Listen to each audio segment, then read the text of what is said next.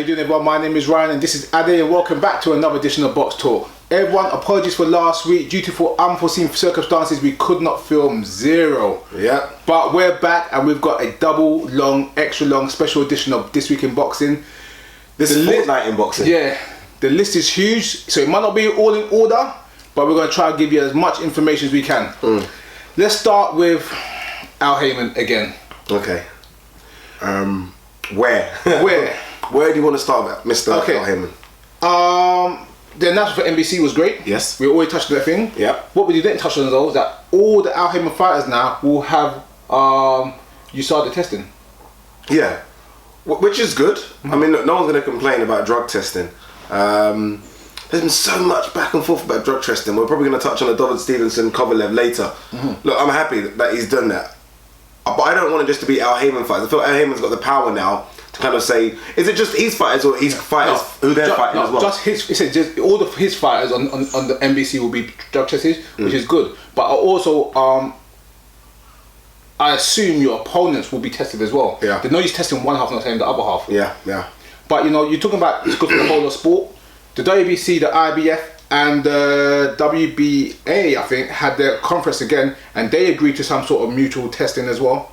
This list is huge. Give me 1 second. Yeah, the WBA, the IBF, and WBC, they met on drug testing, and they've agreed to do some sort of unified drug testing as well. Okay. So the sport is overall in a healthy position. It's in a healthy position, but let's not kid ourselves. Boxing has a big drug problem. Oh, definitely. It's huge now. I'm actually starting to believe it's bigger than what I first thought. I don't want to start calling that. I'll mention it a little later when we talk about Alvarado and Rios. But there's some rumours about Alvarado going around on social media, which I think is not really good. There you go. Sticking with Al Haymon. Yes. Spike TV is with Al Haymon as well. I'm telling you now. And they're going to do their own magazine show as well, featuring the Al Haymon fighters. Yeah, I think that's good. I think what boxing needs, and look, boxing, it probably started with the 24/7s and the all access type shows. You almost need to know what these boxers do outside of boxing, and it kind of just builds them up a bit more. It builds the fighters up a bit more, and I kind of feel like that kind of weekly kind of catch-up show, if you like. Every other sport seems to have it. Basketball, football, boxing doesn't seem to have it. I'm not great with American TV. I know they have the domestic channels and the cable channels. I know Spike is like a kind of one of the smaller cable channels. Almost where UFC started. That's what I'm about to say. That's where the UFC made their name. Yeah. Where they showed the Ultimate Fighter was through Spike TV. The UFC wouldn't be where it is today in terms of TV and revenue and popularity. We went for Spike TV. Yeah. So for Al Haymon to see that foresight and his team to get national TV plus a great growing channel. Yeah. Great things for the sport. Plus, Roc Nation, Gary Shaw merged with Roc Nation as well. Yeah. Roc Nation absorbed their company, and this is why it took long for the Klitschko Jennings fight to be sorted out, because Roc Nation said, nah, forget Gary Shaw, you're dealing with us now, and we need to get other puppets in there. I think there's a new player in boxing. I think the old show of Golden Boy, it's done.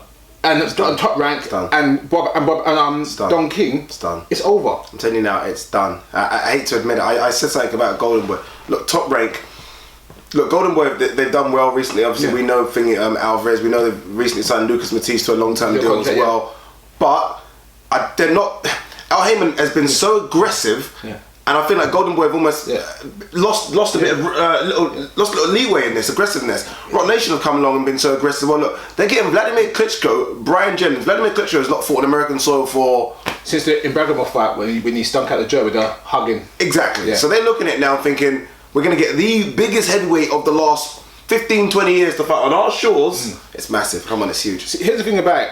If you look in terms right now, Al Haymon is the king of boxing. Aaron, Golden Boy are like second, third, and Roc Nation is at the end. Yeah. Yeah. But the way they're coming forward within such a short period of time, with the signing of Andre Ward, with the Jennings fight and Klitschko, absorbing Gary Shaw is taking another company with experience, with understanding, with connection, something they didn't have before. Yes. You could see the potential for growth. Yeah. Oh no, the potential's huge. Yeah, he's talking about that fight. We just mentioned Brian Jennings, Vladimir Klitschko. Obviously, we talked about it a while ago. It didn't really get announced until now. Too early for Brian Jennings? Oh yeah. Guys, I watch Boxtalk. You know I like Brian Jennings. By the way, they say he's 6'2". He's like 220. Not having that. Not having Brian Jennings is 6'2". I tell you what, I like Brian Jennings. I think he's a good fighter. I think he's a talented fighter. But I think his fight with Perez showed his faults and showed that he's not mature enough. And I think unless you got the one hit quitter to take out Vladimir, Jermaine doesn't have the size, the athleticism, or the strength, I think, to really probably have no fights until at least March. Yeah, and you know what makes me laugh? Yeah. He said, "Oh, we're sorting some deal out." So well, Espinoza done this thing recently and said like, yeah, what we're trying to do is build up marquee fights. No, we don't want to. I was like, shut up! You just haven't got no fights. He's got no fights. He paid a card and tried to outshine HBO. Yeah. Done certain things which he shouldn't have done. Treated himself in a certain way. Then he lost Canelo and said it was backstabbing. Now Alvarez to all his fighters and he's got nothing. He has no schedule. He has no TV. I think he got abused. He did get abused, but one thing we've got to be very careful of as well is almost like in this country, boxing's not a marquee sport still. I mean, in America, football, baseball, basketball get the viewings. Yeah. Boxing does get viewings, but it doesn't get anywhere near their kind of viewings. Don't be fooled with Showtime, don't just kind of wipe their hands of it and walk away from it. I mean, they signed Mayweather to that big deal. Mayweather's big deal runs out, is it September? Yeah. Don't be fooled if they just don't say, you know what, we didn't, obviously last week we didn't do the kind of post-fight reaction to Deontay Wilder, Jermaine Taylor. What's your thoughts on it? Because I'm happy. I'm always happy that we didn't do it. Yeah. Because I think oh my god, this is the. And then I watched the fight a few times again. Yeah. Okay. I thought Steve was going to win. Humble pie. We're eating humble pie there right now, people. Or drink humble pie. Yeah, we're drinking Remy Martin humble pie. But Stavern was disappointing. Yeah. Chisora-ish for me. Yeah. How much he reminded of that Chisora Fury? He had no plan B, no plan C. He just came to lunging. He nearly got knocked out in the second round. He did. Yeah. Early, I saw it. Yeah, he got a bounce head, didn't he? When he fell over and grabbed Dante's head, he was gone. Yeah. So he was lucky to survive the round. Wilder, give him credit for showing some ring IQ and some intelligence. And for going 12. But the same thing I said with Tyson Fury, I'm trying to say, when someone's not doing nothing much, it's easy to look great. Yeah. But don't their skills almost nullify that? Isn't that the reason Stavern didn't do much? Because Deontay's height, reach, he used all those kind of attributes to nullify anything Stavern could do. He did that. He did do that very, very well. But if someone's not going to throw no punches, you can always look good. Yeah. You know what I mean? But Wilder, as once he won the fight and he was dominant, he looked wild. Yeah. His combinations were very wild, especially his clubbing, left, right hooks were wild. And he got admit, he got buzzed a couple times himself. Yeah. From a guy lunging from the back end of a fight. That weren't a solid punch. So he was got clipped a couple times. But I'm happy for Wilder. I think he done very, very well in the fight. But interesting to see where he goes now. Yeah, he's not ready for Vladimir. I don't think anyone is ready for. I don't think all four of them together are ready for Vladimir. You talked about Garcia Peterson, and you kind of said you're happy for the fight that's going ahead. Now there's rumours, obviously Garcia's asked for the fight to be at 144 pounds. Yeah, when did you're gonna get I didn't know that shit. I didn't know that shit. So there's rumours to be 144 pounds. So that means, as people know, it's a non-title fight. Both of them get to keep their belts regardless. So Haymon Peterson could really lose twice, i.e. to Matisse and to Garcia, and still, well, he will, because the fight is definitely at 144, keep his IBF title. Similar to when Zabjuda fought Bouldermare. Yeah. Yeah, when he didn't pay sanctioning body fees and whatever. Yeah, but I get one happening. Two. Him getting beat by the number one ranked in terms of Matisse, now getting beat by the champion, which I think he will, Garcia, and still keeping his belt. Let me go backtrack now saying about how great the NBC deal is. Take it back. That will be bad for the sport because that's on national TV. You can't have a champion in his weight class, two champions there, and you fight out of them. You're bringing it to the general public to how much I say, 120 million, 150 million viewers. You cannot make that thought. If you make that thought down the line, a year down the line, people say, they done great shows, blah blah. You can't have your second show or your third show and make a blunder like that. Please, Al Haymon, fix. Let's go. Oh shit, sorry. What are we doing? Sorry. Canelo Cotto off. What? Seriously, what's that with boxing? Okay.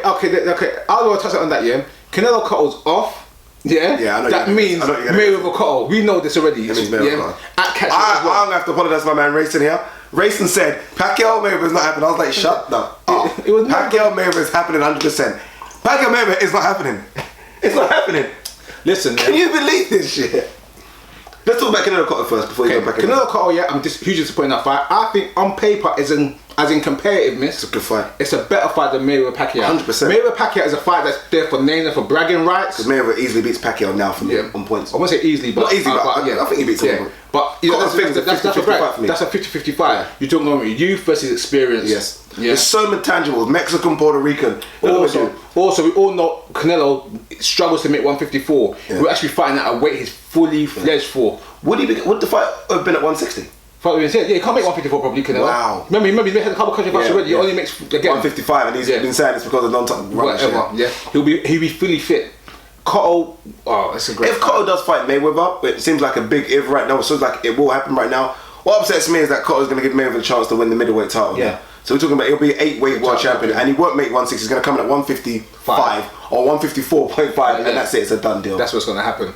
The only thing I will say on the flip side that you get entertaining beatdown, Kirkland versus Canelo. Yeah, but does Kirkland deserve that shot? See, Kirkland deserves a shot. Tweeted it, but does he deserve it? Kirkland Canelo could be a great match if Kirkland was active. If it was Kirkland of 2 years ago, if he was active, he ain't been active. When's the last time Kirkland fought? I can't tell you.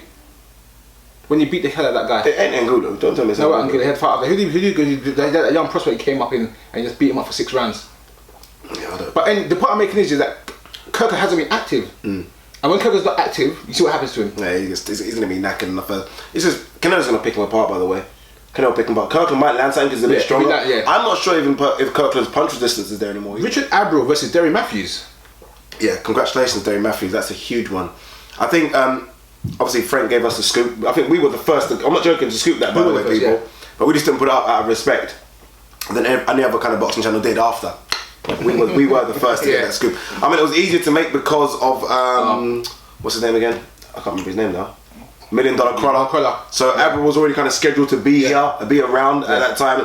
So I'm guessing flight plans were already made, training, nutrition, all done. So it's almost like, okay, look, we can fight a couple of miles up the road. Yeah. If you want, in Liverpool. Do you know what I mean? So easier to make kind of money, and get the kind of similar money. And no respect to Matthews, in Abreu's fight, in Abreu's mind, it's an easier fight. Looking at it easier. But Derry Matthews probably is the biggest 130 pounder in the world. If he makes weight, so he could land something. I said it's in Liverpool. He could land something. Derry Matthews is smart, he's gritty, he's tough, and he'll give his all. Yeah. Those attributes make it a fight, no matter how long it lasts. Yeah. And it's a fight he can win because of those attributes. Yeah. Sometimes everyone talks about skill. You got all the skill in the world, but if you ain't got the brain or the heart to put that skill on the line, it means nothing. Yeah.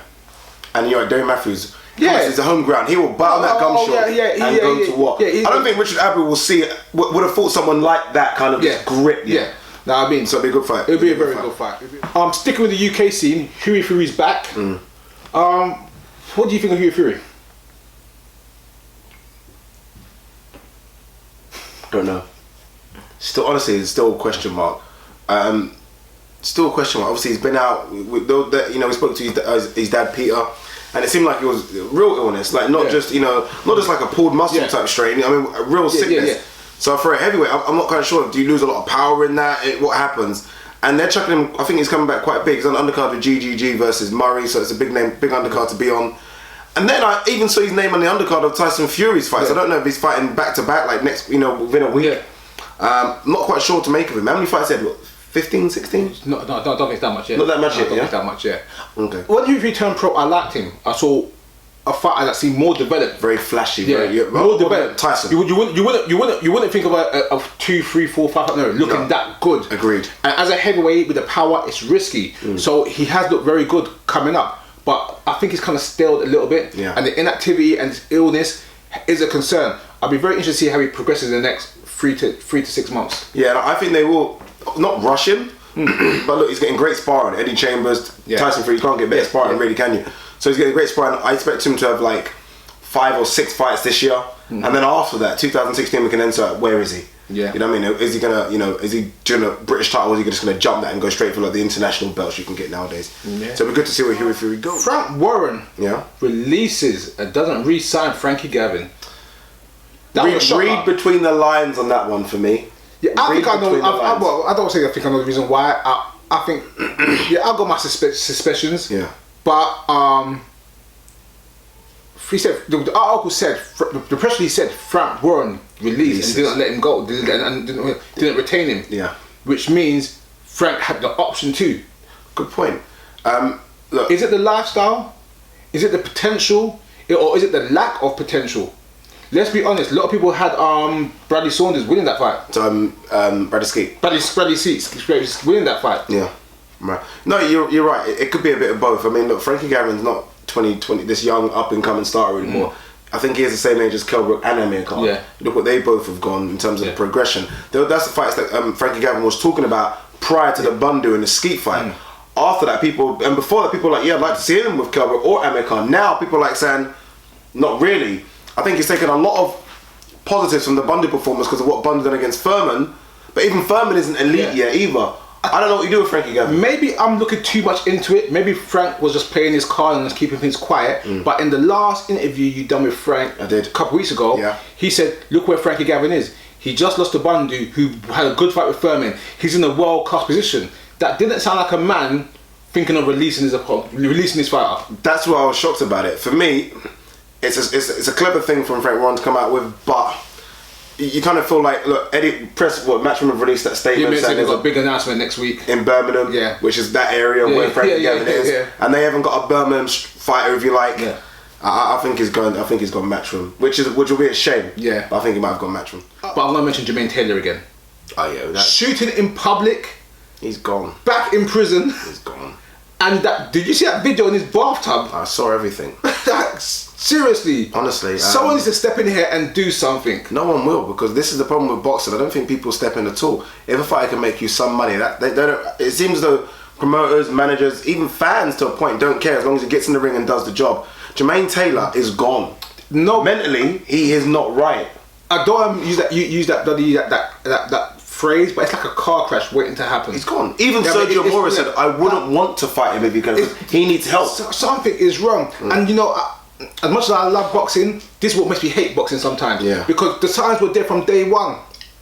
When Jermaine Taylor came back, we said he shouldn't be coming back. He didn't fight no one, he had 3 fights and then got a title shot. He shouldn't have been there. Then they give him credit like he won the fight when someone was injured, and they all forgot about the brain bleeds, the shooting of his cousin, this, that. This guy's got a gun problem. You know what I mean? No, but, you know, he's not well. No, but it's boxing in general, and I mean it in the nicest way. I mean, look, Floyd Mayweather. I mean, look, we don't know the ins and outs of it, but we're talking about sort of wife beatings, etc., etc. No one cares. Gets in the ring, fights. Even Las Vegas are happy. He even gets a sentence postponed in Las Vegas so he can fight Cotto, and then he gets his. Who the hell gets that treatment? You're right. David Lemieux signed a Golden Boy. Good. They needed it. And the same week Lucas Matisse signed, so it shows that they're. We talked about them earlier in the video in terms of losing their power. They probably are, because they're not marquee names, but they're good names that I think will become marquee names, so to speak. Especially Matisse and Lemieux. Good looking guy as well, Lemieux. So he'll appeal from both sides. Quick ones. Purpose for BJ Sons and Lee announced for the 27th of January. Bad news. Good news. No, bad news. To me, look, we spoke to Frank Warren, and Frank Warren said he's in talks with Adam Booth. Anytime something goes purse bids, that means there's agreement that's not been matched there for me. Because this doesn't have to go. Do you know what I mean? Adam Booth, I'd expect Adam Booth and Frank Warren to be able to agree. That's what I said about Peter Quidden trying to come in and get involved. The thing is, for this is the problem with it right now. America's boxing's all about money, not titles. And they just done the figures. Andy Lee versus Billy Joe Saunders in Ireland. How much does it make? That much. Andy Lee versus Peter Quillen, New York, Madison Square Garden, possibly. How much does it make? That much. And I think they're looking at that now. I expect Andy Lee, Peter Quillen to happen. And I expect him maybe to even vacate that title.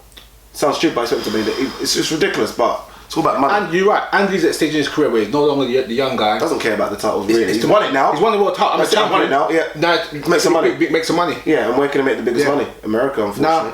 Good point. Very, very good point. Chavez Fenfora signed. Bob Aaron's gonna sue. Yeah. Chavez even put out a tweet the other day. Did you see that? No, I didn't. You didn't see that? No. Saying it wasn't even him, because the English was too good. But he put out a tweet saying something about the reason Floyd Mayweather and Pacquiao was not happening is because of Bob Arum. Oh yeah, I heard something. Someone said. What are you getting involved for? Just relax. And now he's so much tweets about Carl Froch as well. He didn't even mention Carl Froch's name for months, and now all of a sudden is Carl Froch injured or scared? Retweet favourite, and everyone has retweeted that they think Carl Froch is scared. Which come on, Froch been asked that for the longest time. You know, Chavez was saying that for how many years? You know, and now all of a sudden Carl Froch is supposed to be scared. Just two quick bits. Just a review on last night. Alvarado versus Rios. Okay, the blowout, the setup, the cash out. Yeah, we have to name this video the cash out, because it is literally it's so good what they've done, and this is almost like an Oscar. You should get an Oscar for that performance. It's almost like you've elevated Rios now to the point where you're gonna ask Rios Pro is gonna ask for Rios to be fighting any top name at 147, even though really and truly he can't beat any top name at 147 for me. And you've made Alvarado literally just die and go to jail. I'm not trying to say it, but I said it was a setup. Yeah, you did say I didn't think we'd go 3 rounds. Believe me, but I knew it was a setup. It was a setup from day one. But someone did ask us. I think Christoph Ivan asked us, "What do you think of the Rios performance?" Yeah, very, very good. Yeah, very good. No, I think I tweeted something like, he done what he's supposed to do, which is good. Yeah. But there's question marks over Alvarado. Yeah. Have you seen the tweets, the rumours on about crystal meth? No. About Alvarado? Wouldn't surprise me. Would not surprise me. Yeah, no, wouldn't surprise me about any box with meth. Yeah, just great. Final bit from me. Last week was Bill Hopkins' birthday. Yes, it was. Did you see him eat the cake? Did he eat it? He waxed the cake like it was the best cake he had in his entire life. He's probably not had a bit of cake for 20 years. Someone said, take a bit of the cake. He took a bit of the cake and went, oh yeah. And just waxed it non-stop like that, the whole precise of cake. Happy birthday, B-Hop. Yeah, I kind of tweeted and said happy birthday, early doors. Stop fighting though, please. Ryan, talk to him. I'm not. He's asking for Carl Froch now. Yeah, catchweight. I think it's a good fight. I knew you were going to say it's a good fight. I think it's a good fight. Pascal Kovalev, you talked about it. Yeah. I don't know if you've been, Gabriel Montoya, everyone's been on this drug testing. Drug testing. It's the craziest drug testing thing I've ever heard in my life. I didn't think this could exist in boxing. Explain it. Okay. I'm not gonna. For those that don't know, explain it. No, you have to explain it for me. Okay, go. I've read some of the bits, but I haven't read all of it. Yeah. It's been a little hectic. Yes. But basically, it's not gonna happen. Basically, it's not gonna happen. Pascal don't want to pay for it. Yeah. No, it's not. No. Pascal don't want to pay for it. Pascal has said he called that, said there's no lack of drug testing. So he said, look, I've got my own company. Yeah. Or not. Yeah, basically, he's got his own. The John Pascal Drug Administration Agency. Where he's got his own private. Well, there's a private company that he knows of that do the drug testing. Yeah. So he said, okay, we'll do it that way. Yeah. And a couple of those people, obviously, Cavadiva said, hell no. We're not letting things blood go off to some random company. We'll do it USADA way. And Pascal's agreed to do it USADA way, but then Kovalev's people have come out and said Pascal has to pay for Kovalev's testing as well, which is $8,500 for USADA each. And Pascal's like, why am I paying for Kovalev's testing as well? Like, I'll pay for mine, but Kovalev's got to pay for his. And they're like, no, you got to pay for both. You wanted drug testing, you pay for both of them drug testing.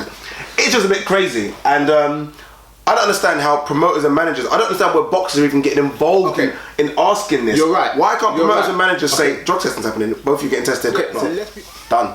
Guys, thanks for watching This Week in Boxing. Big one. As Ryan said, that's 2 weeks, that's a fortnight of boxing stuff. This could be the longest video.